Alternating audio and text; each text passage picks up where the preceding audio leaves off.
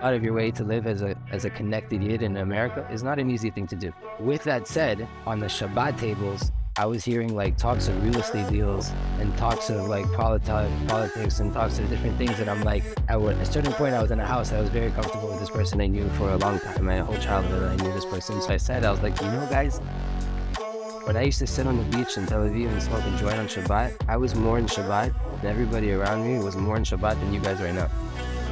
And we're at a Shabbat table, we just left shul, we just prayed, we heard the Torah and everything, like, we're in the middle of a Shabbat meal, and this is what I said. And I meant it. Because sitting on the beach on Shabbat in Tel Aviv, not keeping Shabbat, I was at a club Friday night, and now it's Saturday morning, chilling with a joint, girls all everywhere, right? That, I was more in Shabbat, meaning I was more like not connected to my weekday and the mundane week things than they were keeping Shabbat. So for me, which I had lived as religious and then not religious, and I'm like back and forth, always believing in Shem and always believing that the Torah is the truth. I never had a question on that. It was just a matter of my actions. Now when I'm in like the religious community and I'm hearing these talks, I'm like, this doesn't happen in Israel. This doesn't really happen. It's like, this is not the average table in Israel. It's really Shabbat in Israel. So that might just be because, I mean, this is my little bit of a cynical side. I'm honestly, I've been here for 9 years, maybe going on almost 10. In August, it'll be 10 years. Baruch Hashem, and I had this like dogmatic almost close. Like I didn't even entertain the idea of America because there's this worry. As soon as you can entertain it, as soon as it becomes a possibility, it opens up a door, and that I don't want to open up the door. So like almost let's be closed, and it's very against my personality. But I know how much I'm a turbulent person, and as soon as it's almost like Israel and my wife. Like those are the two, arbitrary red lines that I put up around my life. And as soon in January, I had the thought, and now the thought's eating at me because I need to make money, and you do need to make money, and not just money. There seems to be like I'd like to be comfortable and like a little bit of wealth in Israel. You basically can't be wealthy. Like it almost seems like it's built in a way, the economic system, that like unless you're absolutely hustling and cutting corners and figuring out all these, like you are like maybe in the tech sector and connected. Yeah. The analogy for Israel is, the Brazilian fisherman and the businessman story, where in the end you're going to be able to sit and fish all day long. The businessman sees the guy. He comes back early in the morning, and he unloads his fish, and he sits down on the beach, and he's just chilling, and he sees him again the next day. Same thing. He's like, you catch a lot of fish. How long do you go out for? He's like, oh, I just go out for an hour. And the guy's like, yeah, why don't you go out for like 2-3 hours? He's like, for what? Like, so you can make more money. For what? So you could like maybe get a better boat and bigger nets. For what? So maybe you can hire a team and get a fleet of boats, and you can make a lot more money. Like, for what? It's like, so one day, like you can sit back and relax and retire, and your money will make money. He's like, and enjoy yourself. He's like, what do you think I'm doing now? And I don't, like, there's a part of me that like wants to have that mindset of that fisherman, like that. But do you not feel that now? Do you not feel that now? You're a person that talks about your life, right? And you talk about your life a lot online, not a lot, whatever. But you're putting out a podcast, and it's a deep podcast. You're talking about your life. You're talking about things that are going on. But the thing is that it's a life, bro. The kids our age in the U.S. are not in tune with their life like we are. I'm sorry. It is the fact. It is the fact. When I look online, when I go through my friends list, and friends that I went to school with, people that are like, bro, we cannot compare you. You're a father at your age. You have a red line that includes your wife. That's, these are things that are like, yeah. It's that's the difference. It's hard to be like Makir Tov all the time though, because it's just, in the end of the day, Shlomo Melech, he go right after the whole Koheles. It's all Havel, Havelim, But like in the end of the world, at the end of the day, you do have to play these hierarchical games, and you do have to climb these ladders, and you do have to invest in financial success and flourishing and loving work and not being your life. But like for me, I'd like to sit and write. I'd like to sit and have a podcast and connect with people and teach and do all of that. But imagine being able to do it with, I don't know, like $60,000 coming in every single month to your bank account, and being able to hire a team and get a podcast studio and pay for reach. Ben Shapiro in 2019 to 2021 spent over $8 million on Facebook ads for his personal page alone. And so you look at people who have massive reach and are shaping the world and are shifting the world. In the end of the day, there's a massive budget behind it. So what do you want? I want to be able to do this, but I also don't want to have to make my podcast need to make me money. I don't want to have to use it as the Torah as a crown to dig with, and so having another stream of income. And let's say, okay, go to America for 6 years and work in cash advance and save however much. Yeah, for what? To have money. A podcast? To come back and be able to go to school and have a podcast and have no one bothering me about it. But you're living life. You're like, you have a beautiful life. You have a beautiful life in Eretz Yisrael. You get me? Like, and you're doing your podcast. And like, the thing is, like, in the end of the day, right, we get caught up in all of these different roles. But I believe, and according to a lot of the holy books, right, that what are we? Where, and it's not to put us down, but to give us perspective. We are tools to reveal Hashem's will in the world, right? So now everyone has a different level that they need to do that on, right? And there's definitely ways that you can, obviously, if you focus on Gashmi, you focus on material and physical goals, there's definitely a push and there's a way to achieve success, right? And there's no question that.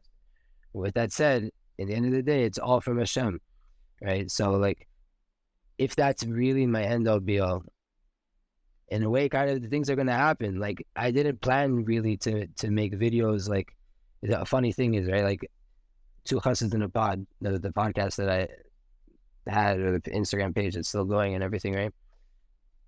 We did it for pretty much 2 years consistently, right?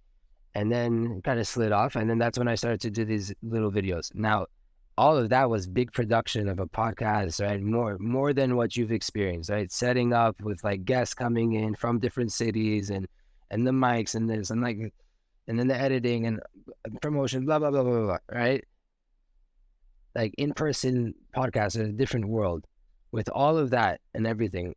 And we had physical material goals of trying to get monetized on YouTube and trying to get to certain levels. Why? Because if you don't have those physical goals, then you're not going to reach the spiritual goals that you have, which is being heard, which is getting that message across that's going to help people, right? So we had those physical goals. We didn't put money behind and things like that. But then all that stops kind of. And I started to think, okay, what do I really want to do more than anything is share Torah. Interviews and stuff are cool. I love it. I want to do that as well. My main thing is to share Torah, to share ideas of Torah that I've learned that help me to others. So now I started doing these 1 minute videos.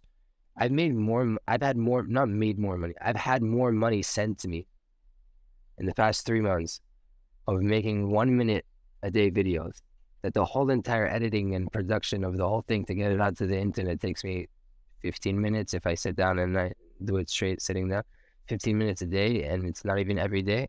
That has got me more money sent to me in my PayPal that I just put the link out there. I don't even really tell people about it. Than anything I've ever done in life, nearly. Like work, you show up to work, you're meant to get paid, right? But like things from the side and what am I doing? I'm completely following my passion, just sharing 1 minute of Torah a day, and that's gotten money sent to me, and like I'm like, so appreciative and so grateful to these people. But like I also see that as a sign from Hashem that like look, in the end of the day, you're able to talk, you have a power of speaking. Do a little bit of ishtadlut. Don't go crazy now every day though, but the consistency of every single day and being known for like, okay, this guy's gonna give me some chizuk today from the Torah, chizuk from the Torah. That in the end, people are sending money. What? Like, it's crazy. So I don't know. You have to find this balance between these things. But like in the end of the day, also we can't get to a point where, okay, now I'm going to go to America. I'm not saying you're doing this, right? But like there are people that definitely do this. That because of my current position, then I'm going to let that dictate how my children are going to be raised 10 years from now. Because right now, this is what I'm doing. And the wave is most likely going to pass, especially for a 20, 30-year-old, 40-year-old even. The wave is going to pass of what you're busy doing right now. And then what? Your kids are growing up in America? And then you'll come back, right? Like, yeah, that was always my fear. Is like the way I said it to my wife is, you don't realize it. Like, I can't do this 3 years, 5 years thing. I could say it's 3 years, 5 years, but I will not go back unless I'm okay with it being 10, 15, 20, 30 years. Because who would I be to say that if life was going well and I was still okay and things were all right, that like, who am I to just get up and come back, right? Like, everybody has their place to be, and right now, yeah, it's rough. I started school, obviously, and do I want to be a clinician? Do I want to be a rabbi? Do I want to be a professor? Do I want to be a nurse? Right? I've had all these different hats that I've tried to throw on, and there's still something that's missing. Like, what is my heart's desire? What is it that I really want? Even after I start this podcast, right? I think I had this idea since 2017. Like, I had articulated it. In 2019, I have a voice note in my phone that I just found, October 23rd of 2019, or like a voice of frustration of like, I need to just start this podcast already, right? Like, it was already thinking about it for long enough that I was like, why the hell haven't I started? It was always about perfect, and I've said this before, but I guess I've literally led one minyan in my entire life, and it was my bar mitzvah marav minyan at my house party, because of this fear of speaking to nobody, or like speaking when someone asks me to talk at a Shabbos table, like to talk, like to give a Devar Torah, I'm pretty much out. No, I love to talk to people and to almost organically just talk and spark conversation and maybe talk to one person. And I could talk to one person for 3 hours. And if somebody else wants to step in, great. But almost like what Jordan Peterson says, he doesn't speak to a crowd. He speaks to individuals. It actually makes it a lot easier. Like, he looks at individuals and speaks to them, because that's one of the reasons I relate with him, is like that when you see someone's eyes glaze over, you're like, why am I even talking? Right? Like, let's just stop talking. The other day, I was at a Shabbos table and someone asked me to speak, and I started to give over an idea. And I literally was able to stop talking mid-sentence and no one noticed. And I'm like, okay. And I just did it. I just literally just disappeared in middle of it. Like, why am I wasting my time? So I finally started this podcast. The main goal was to be able to get access to people who I'm interested in having conversations with. Like, that is the goal. Like, I will have Jordan Peterson as a guest on my podcast one day. I will have YY Jacobson. I will have Joey Rosenfeld. I will have, like, and not at a point of groveling. It'll be out of like, oh, I have a platform. I have good questions I can ask, and it'll be of benefit to you and to me. And that's what I want to start the podcast. But now I'm putting it out. Finally, I put out the first episode in August, and then it went another 6 months until I put out a second episode. Now it's been one a week for 6 weeks straight. And like, okay, that's a form of accomplishment. But then even now I'm like, do I really want to do this podcast? Like, this is like, is this really what I want to do? And I was realizing it's like almost building myself up to this confidence place of, I put down on my to-be list as opposed to to-do list for 2023, like, to be able to give over monologue content, like to feel comfortable enough to give over a monologue, like, right? Like, whether it's not, even if it's not from a place of writing, but just technically, like, here's my idea. Yeah, what you do every day. And like that's right. Yeah. But I set myself a goal. I'm getting to 16 episodes weekly before I rethink my model. Like, that'll be a season, and then I can rethink my model. Let's just get to 16 episodes. It says I think like 90% of podcasts don't make it past 6. I've already crossed that threshold okay, we'll get some more confidence. But yeah, it's always, I have this like what is it that I'm really desiring? And I always feel like I'm missing it. Like I know there's something there, right? Like that's really where the addicted soul comes in, right? Like if like YY Jacobson had my mom sent it to me. I think it was from last year on Parsha's right, Kisi says where the Egel Azav is.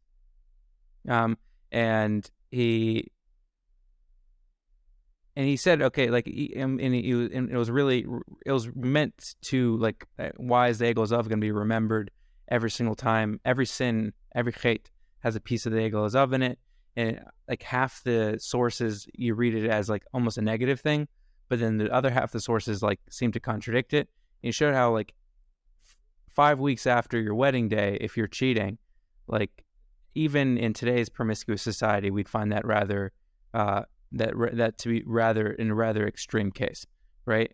And so Am Yisrael, and so he said even Am Yisrael, after the first and only mass revelation to an entire nation, the chuppah between Am Yisrael and God, the moment, all they wanted was a moment of like meaninglessness and almost nihilism and orgiastic experience and total lust and engagement. And I wanted to change this to Torah. It's like, that's not true. Like it wasn't the meaninglessness. It was a deep desire to connect to the core. And and the moment they felt like that was missing for a split second, they went and created their own way to connect to God, right? This is the God who took us out of Egypt is what they were dancing. So they were still worshiping God. And so much so that the rectification for the Chet Egel is the Kruvim, which is just another graven image that's gold. Like, so wait, what did they do wrong, right? No, one thing different is that God didn't tell them to do it specifically. And so for me, it's like there's pleasure, there's worship, there's real pleasure, and then there's counterfeit pleasure, or there's pleasure and indulgence. And anytime somebody's indulging, it's not because they have like some yetzer hara. It's because they have a yetzer, and it's blocked, so they don't know how to express it on the tov, or they don't have access to the tov, and it's going to get expressed in ra. So it's like anytime I'm misbehaving, let's say, it's like I could like, right, whether it's the porn thing or it's the watching Netflix or doing drugs or whatever, or any type of mindless escape. It's like, okay, like, I could put up blockers and like all these like arbitrary things, like, and treat it as like a CBT, like how to stop myself from doing the behaviors I don't like and do the ones I do like. It's like, but what's the core desire? What is it that I really desire? What is it that I really want? And it's like, it's like almost like I need to find it. What is it that I really want? Like how did you come to realize what you really want, like what that real desire was? Because yeah, you had the podcast that was close to it, but it was almost beating around the bush. I mean, like, but there was something you really wanted. How did you get clarity on that? First things first, like I think like I believe it whether I act it out or not, but I agree with everything you said when it comes to like the need to smoke or to whatever it is, right? To disconnect, right? I believe oftentimes it comes because of a lot of light and a lot of intense connection, and then that lack of the connection or the disappearance of that light, the concealment of that light, and then we're like, so I run to go smoke a joint or to take a shot or whatever it is, right? And I found a way to deal with that when it comes. I would like to get back to that as well. But to answer the question of finding yourself, I haven't found it really. I'm also going through a lot of what you're going through. I think everybody does, especially in our age group. But I know that there's a journey. I know that it's not about now, right? So like I was saying before, like a person has a certain parnasa when they're in their 30s, is most likely they're not going to be doing that job 10 years from now, right? But for right now, that's what's working, that's what's going, and like that's where Hashem put me. So I have to work from that place, and I have to then like push a little bit beyond that, because I want to do a good job. I want to be a good messenger from like I want to reveal the light in a proper way with a proper vessel. So like I have my situation that I'm in, and like how can I make it better? For me, that was like, I'm making the videos every day, but can I make a nice little background cover like on Instagram, right? YouTube needs to get that feature. They still don't have it, but like Instagram, nice little like thumbnail, And then can I add the captions to it? It's going to take me a little bit more time, right? But like a little push that's like incremental, but it like makes the overall package that much little bit better, right? So you have your situation you're in, and you have to ride that wave, and Hashem's going to reveal to you along the way. It's also like it's not a Chabad thing so much, although Chabad definitely has this idea. But in Breslov, it's more emphasized the search for the Tzadik, the search for the connection to the true Tzadik. Right? The soul of Moshe Rabbeinu, to that true alignment with that Torah, with the conscious mind of the living Torah, right, which is the revealed will of God in the world. The more that I can connect myself to that inner point within me, if there's a living person that embodies that is, to the best of my knowledge, a true tzaddik, I should seek out that connection. I should seek out that relationship. Why? Because it's going to help me align more to Hashem, right? Tzadik Shalom, like the tzaddik, Hashem Yitbarach, right? So I need to seek out that all the time. But the thing is, when I'm 15 doing that, and when I'm 25 doing that, and when I'm 40, and when I'm 60, I still have that same obligation. But I'm not the same person, right? I have to also be willing to give up on what I believed, or what was, but at that time it was that's the rabbi I need to go by. That's the consciousness, the mindset that I'm tapping into.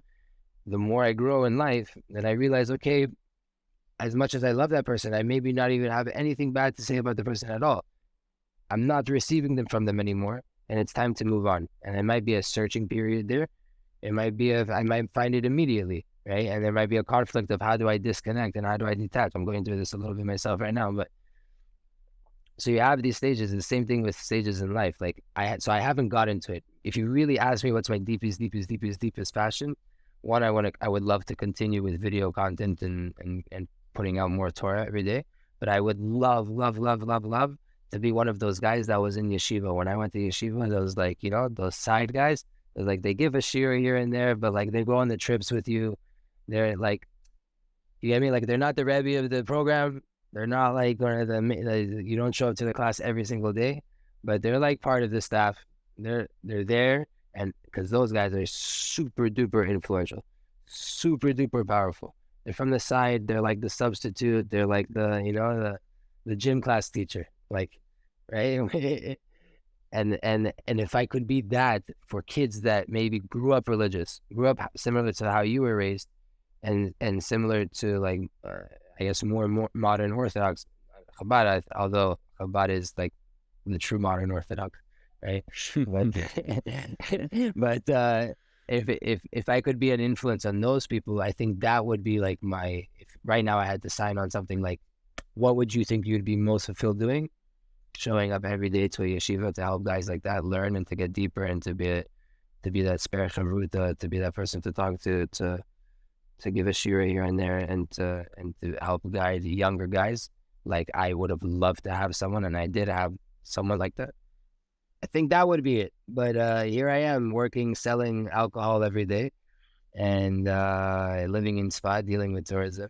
How do I cope with it? Every person that walks into the store for me is my opportunity, is that yeshiva boy, right? Every single person that walks into the store to interact with me, I have to do my job. My job is to sell alcohol. I need to get money out of this person's pocket and find them the product that they'll want to give me the money for, right? That it fits them, not just to push them anything. While I'm doing that, if you stand in the store and you watch me, and people like all the time tell me you do this too much, you're going crazy about that. It's like I'm the preacher on the Apple box, right? Like I'm like, what? But I'm doing it like I'm selling them the bottle. I'm giving them what they came into the store for.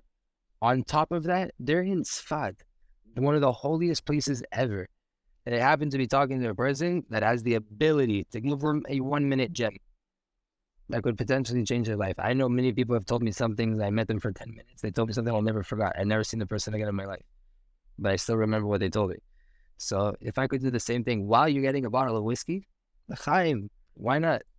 I mean, I worked in a vape shop for 2 years, and I mean, I miss it immensely. And I worked in a vape shop in Geula, so my clientele is everywhere from like stinky, like homeless almost Hasidim to like yeshiva guys, and like it just and then the occasional like European tourist, but like really just like the frum community, but like I don't know, whatever the common, I don't know what the common denominator between everybody who smokes vapes is, but that they're a little bit impulsive, but they care about themselves enough to not smoke cigarettes, even if it's just for the bottom dollar on the pocket or not to stink. But they like, so it's this weird mix of people. And I just like, there's nothing better than like, you have the regular customers who come in who just you schmooze with, and the yeshiva guys who are not in the base measures, or because at the end of the day, smokers are all the guys who vapors are the smokers who want to stay in the base measures more.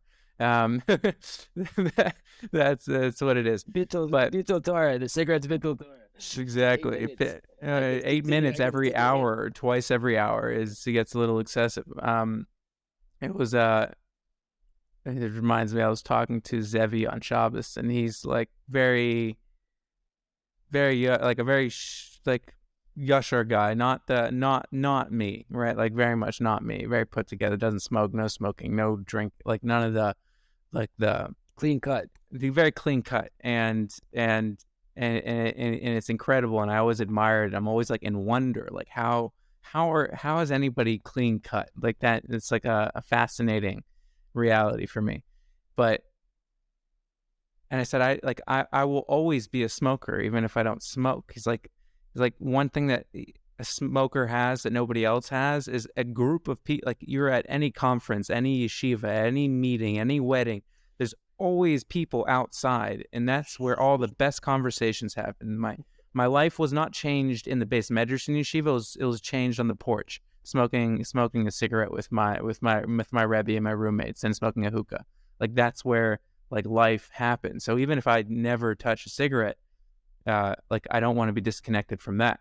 But this being able to just like exist and to spread light and to influence and to also be influenced, because I one thing I think was missing in my life is, I think one thing that's great about yeshiva, it's not just about the people I'd like to influence, it's being in a place where I like the influence around me, where the conversations revolve around or like higher. But you brought up the Tzadik, or this idea of cleaving to the Tzadik. So first I have to, there's pushback. Breslov or Lubavitch, everybody's like, oh, this idea of cleaving to the Tzadik, as if it's some novel idea. It's literally the 6th mitzvah in Sefer HaMitzvos from the Rambam, is to l'devakta. How do you do it? L'devakta l'talmid chacham. To cleave, like, so anybody, all these, like, so there is, obviously, I think there's some difference between the Hasidic movement took it to another level, or maybe took it. I think the difference is that they believe that there is, that from a lot of Hasidism is built off simplicity, right? Of like, be a simple yid, like you have to, right? You do deep avodas in avodat Hashem. You serve Hashem from a deep place with your heart and everything. Try to be simple. So like, simply put, if I'm a farmer in Ukraine, or if I'm a businessman in 2023 and wherever in the world, and I have a guy in my community around me that is learning more than me, that is bringing down more light than me, that has the ability to influence more of Hashem's light and bring me closer to Hashem, in a way, he's like a tzaddik to me. Okay, so then there were real tzaddikim, right? Not to take away from the rabbis of the Hasidic movement, that they were real tzaddikim, kadosh, like doing everything in their power to sanctify themselves constantly, right? But in general, there's people that are just, I have to seek out someone that can strengthen me. I think that's the basis of that. And that was the water bearer, that was the Rebbe, and it was also the simple guy that read the same parak of Mishnah a million times. Right, though, I was reading, and this has been running through my mind, and I was just trying to look for the Sefer. Elie Wiesel has a Sefer, Souls on Fire, and if you haven't read it, you must. It's all just Sipurei Chasidim, it's just, and goes in chronological order from Baal Shem Tov. True stories. And stories that he picked up growing up in a Hasidic household and as a Holocaust survivor, and it's always in the spirit of what's true stories, right? Like anybody who believes every Baal Shem Tov story is a fool, but if you don't believe any of them, you're a kofar, or something like that. Heretic. A heretic. And that's the spirit in which all Hasidic stories are kind of written, is did they happen, did they not happen? That's not really the important part. It's more like archetypal stories, like in a Jungian sense, like where there's the spirit of the story, it's conveying something. So he was doing the Kutzker, and he said, I have to say, like, I have bias. I grew up in a household of I think Vishnitz, but like his father was close to the Reginer, like, or admired the Reginer and looked up to him. So I have a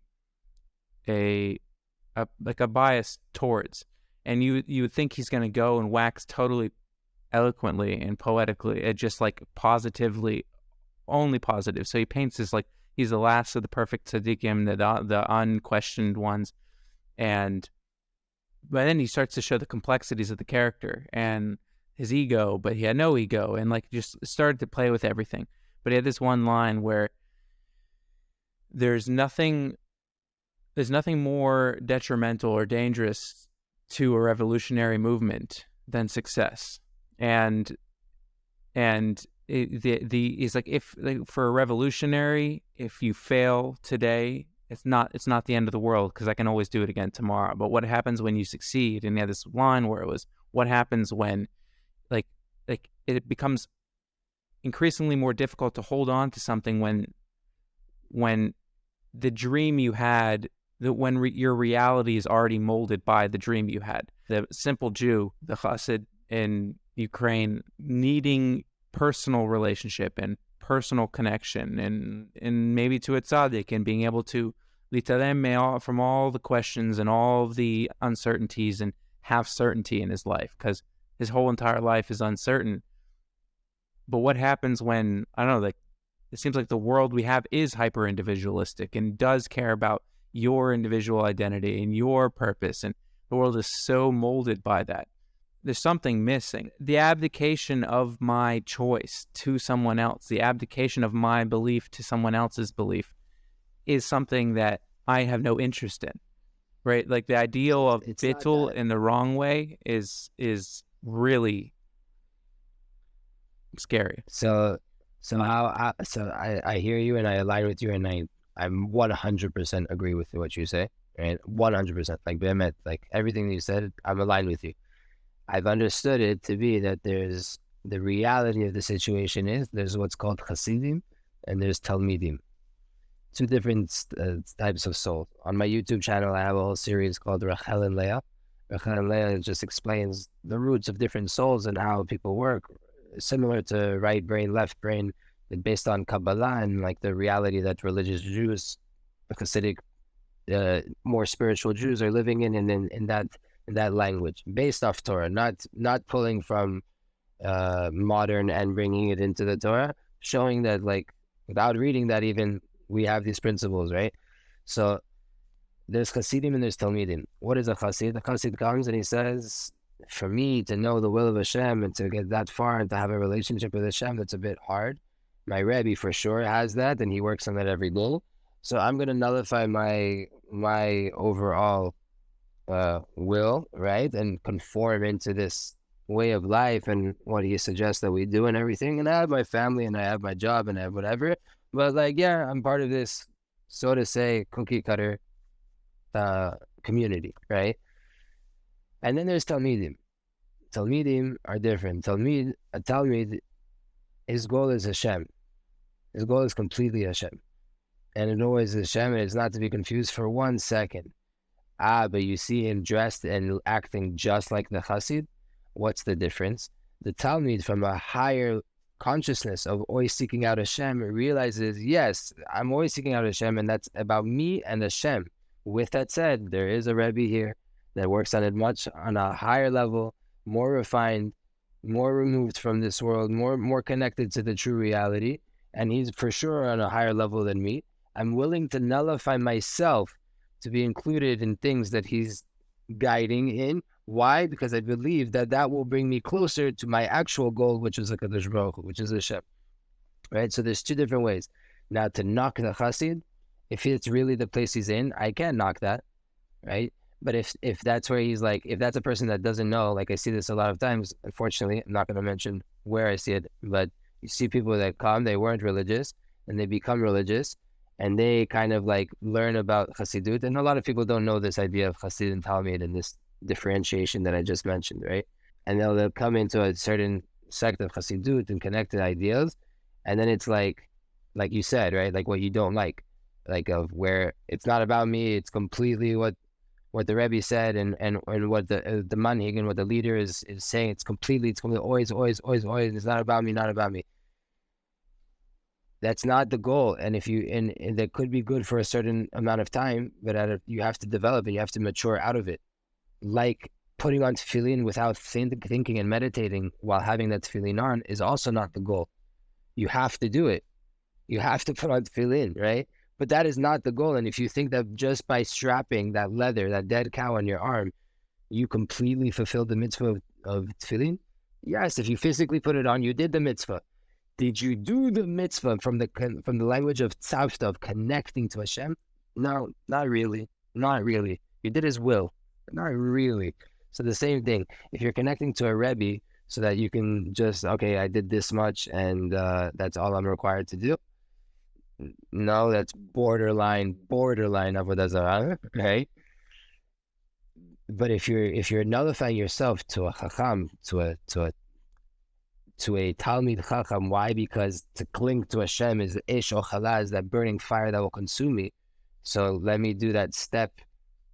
That is a ginormous, incomparable step right down from Hashem to connecting to a tzaddik. That why? Because the tzaddik holds in his head more of the chokhmah, more of the will of Hashem, which is chokhmah in Kabbalah is Bittul, is nullification. Talmid chacham. To connect to the Talmid chacham. Why? He has that Bittul. So that's, for me personally, I align much more with the side of the Talmidim, of I will have no problem connecting to a Rebbe and nullifying myself to him as much as I can. Obviously, it's a hard work to do, as much as I can, so that I can connect to Hashem more, right? Now, let's say what happens, this happens in our reality, in our world. Rebbes go off the derech.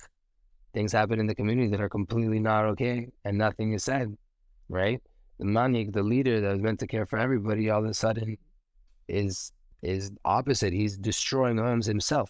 This has happened many times, right? Unfortunately. Me personally, if I were to be in a situation like that, I think I would be very hurt and I would be disgusted and I would be broken. But I think I would bounce back pretty quickly. Why? Because the Rebbe's never my goal. The Rebbe's never my goal. Ever read 7 Habits of Highly Effective People? No, but you're like the 30th person to mention it in the last 2 years. So I mean, I can't say I've read the whole book. I read you have to read the introduction and the first rule. At least I can say that because I've read those.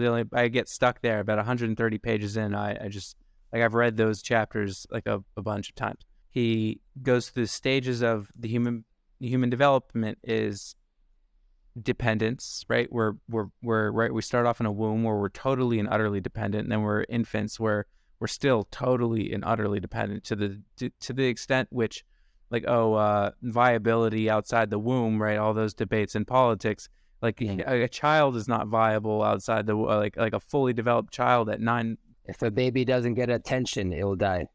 Yeah, it'll wither and die within days, and it will even if you give a baby food and water, if you don't give it attention, the baby will die. It's so sad.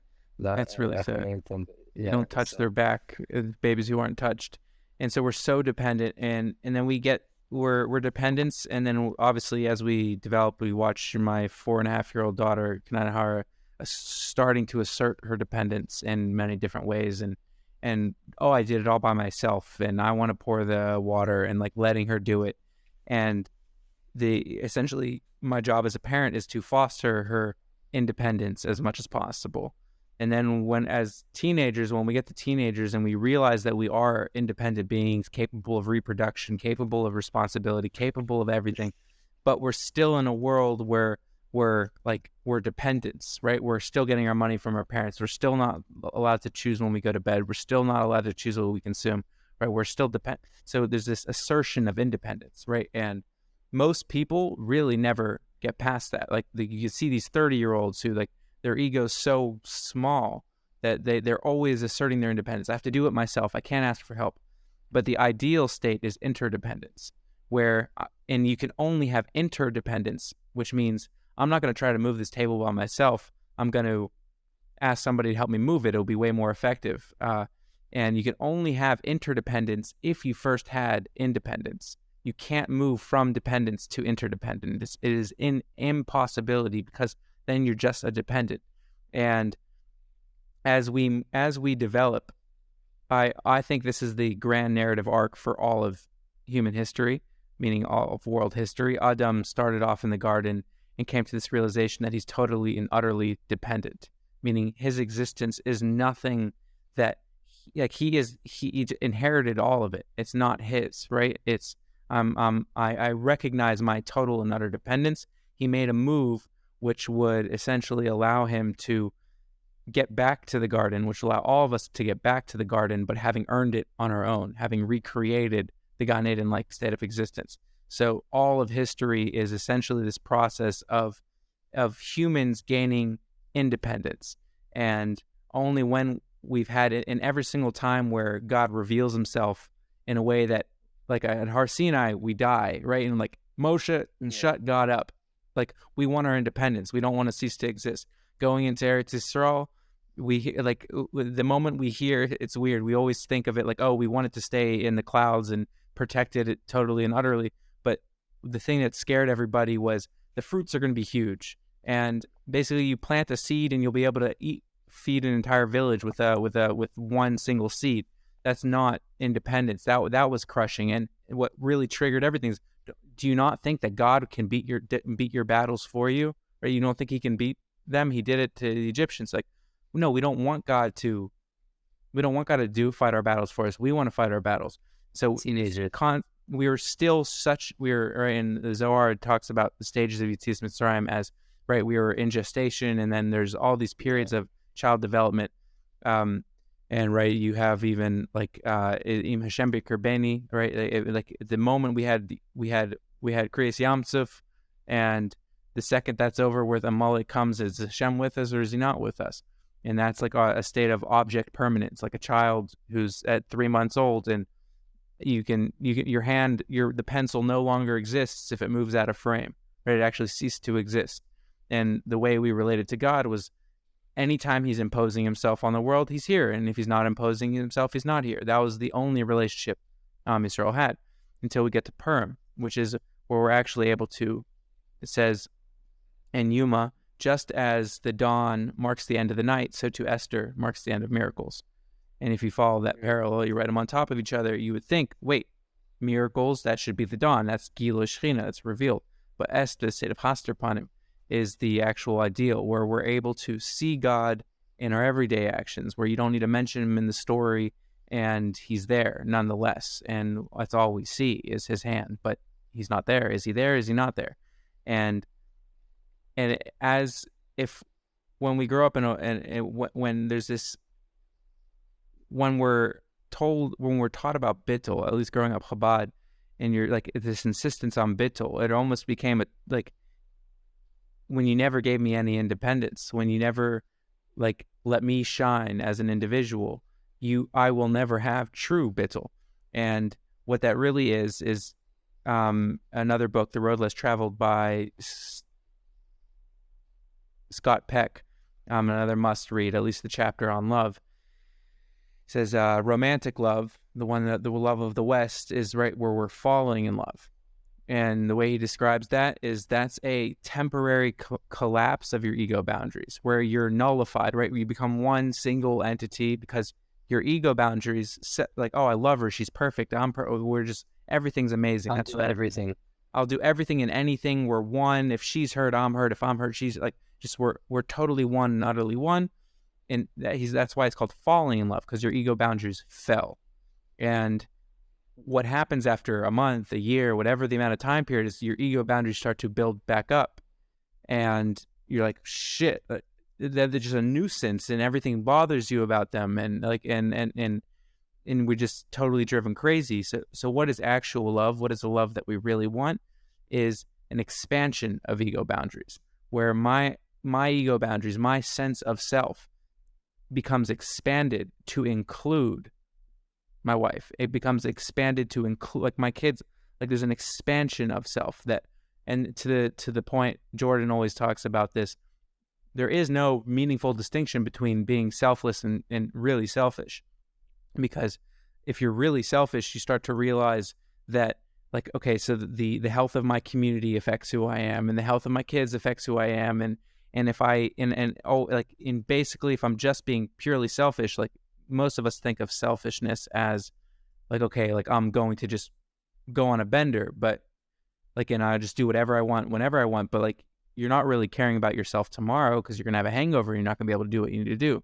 So if you're being ultimately selfish, you're caring about yourself today, tomorrow, 5 years, 10 years, and then you're realizing that the world around you, like, is, so to speak, like you are not a separate organism from Serving you. Everything starts to serve you when you start to serve it. Yeah, and it needs to be a two-way street. So yes, Bittul, like, yeah, we always get to the state, when people get to a state of total independence where they think that they are the shit, that they are it, that they are all capable, and then ultimately life hits them in the face, right? And they find out, like, so there's this collapse of all, like, it's the midlife crisis, this collapse of everything that they thought that they were. And then some of us are able to rebuild it and some of us are not. But without that state of independence, proper independence, and then we have no chance of having true bittul.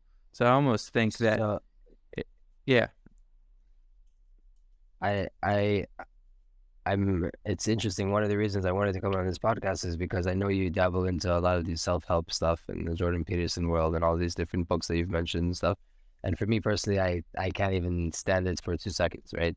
Like I can talk to you like this, but like, why haven't I read the 7 Habits of Successful People? Like I've heard about this book for my whole life, and I've had a million opportunities to do it. I can't bring myself to do it. Like I can't, right? With it said, I know that there's chokhmah b'goyin ta'amin. Obviously, if there's a way to understand the soul, not the soul, but like the makeup of our physical body, and that will allow me to tap into my soul more. Obviously, it could be a good thing for a lot of people. But while you're talking, I'm seeing the emet of some of the things. 2 things that you brought up, I'd like to talk on, just to mention, is the one that you said that, like, right, if I want to move something and I do it by myself, I maybe have to try it by myself first, and then only then I can ask, right? Being dependent, and then being independent, and then being dependent, right? So, netzach, in the sfirot, netzach comes before hod, right? Netzach comes, it's the 4th midah. When you're talking about midot, when you're talking about the traits, it's the 4th midah, and hod is the 5th, right? But when you get into learning about it, so as an example, if I'm going to move a piece of furniture up into my apartment, it's very narrow, and I try to do it, and then I realize, right, netzach is the tenacity, the power to push through everything, perseverance to get things done, dominance, victory. I'm going to be successful. So like this, the sofa I'm sitting on right now, I tried 5 different ways to get into this apartment when I moved here a month ago.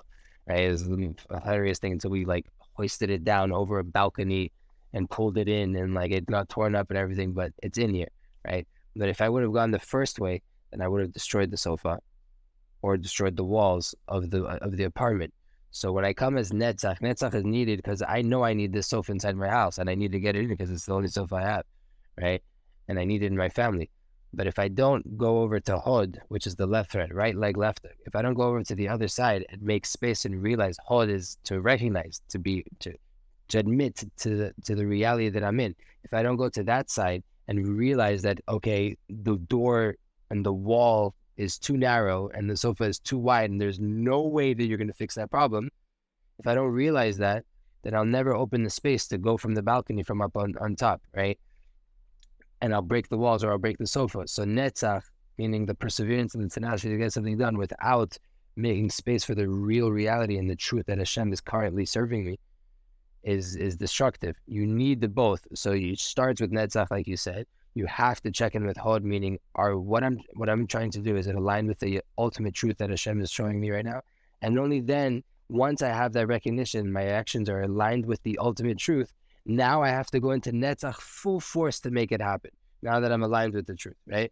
And the other idea that you said of Bittul, of like, how can I get to Bittul if I never had independence? It's interesting that one of the most fundamental books for me in my growth, and that sparked a complete revamp of my personal connection with Hashem and this world about 2 years ago, is a book called Biyam Darkecha. Nearly everything I teach on my YouTube channel, is the longer classes for sure, is based off these books. And the main book, there's some on the holidays, and then there's one for like, that's not time bound. It's just, everyday avoda, Bittul, Torah learning, prayer, all these different topics in a deeper sense. The book is organized in the alphabet, like eating, Ahavat Israel, loving Israel, and then like Bittul, and goes through the alphabet, the table of contents, right? And how the book hands out. There's only one note there from the author that he says Bet, which is Bittul, comes before Dalet, which is Dveikut. But the only principle of this book that I'll tell you you can read it any order you want. There's one rule: read the chapter on Dveikut, meaning clinging to Hashem, before you read the chapter on Bittul, which is nullifying yourself to Hashem. Why? Because the chapter in Dveikut to Hashem, it's all about clinging to Hashem and realizing that Hashem is the source and the key for everything, and that is my whole goal, is to be clinging to Hashem, right? My soul is from Hashem and it wants to return, and my being down here, like you said, in the hardship, in the concealment, it's all about clinging to Hashem and finding Hashem in that situation. Only then, when I've worked on that, right? Only then when I've worked on that, am I able to then nullify myself in order to achieve that more.